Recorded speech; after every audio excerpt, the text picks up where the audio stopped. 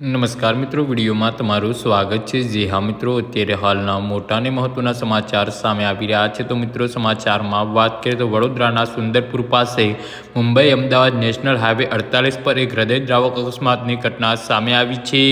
પૂરપાટ ઝડપે આવતી એક કારે બાઇકને જોરદાર ટક્કર મારતા બાઇક ચાલકનું ઘટના સ્થળે જ કરુણ મોત નીપજ્યું હતું। આ અકસ્માતમાં બાઇક પર સવાર એક મહિલા અને એક બાળકી ગંભીર રીતે ઇજાઓ પહોંચતા તેમને તાત્કાલિક સારવાર માટે વડોદરાની સયાજી હોસ્પિટલમાં ખસેડવામાં આવ્યા છે।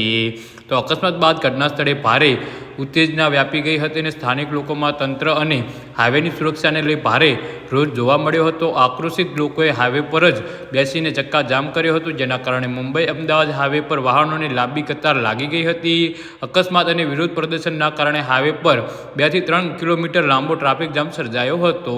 ઘટનાની જાણ થતાં જ કપુરાઈ પોલીસનો કાફલો સ્થળ પર દોડી આવ્યો હતો અને રોષે ભરાયેલા લોકોને શાંત પાડવાના પ્રયાસો હાથ ધરાયા હતા। સ્થાનિકોનો આરોપ છે કે અકસ્માત બાદ લગભગ 2 કલાક સુધી મૃતદેહ હાઈવે પર જ પડી રહ્યો હતો, જેના કારણે લોકોમાં વધુ ગુસ્સો ભભક્યો હતો। અંદાજે 1 કલાક સુધી હાઈવે જામ રહેતા વાહન ચાલકોએ ભારે હાલાકી મુકાયા હતા અને હાલ પોલીસે આ મામલે ગુનો નોંધી વધુ તપાસ ચલાવી છે।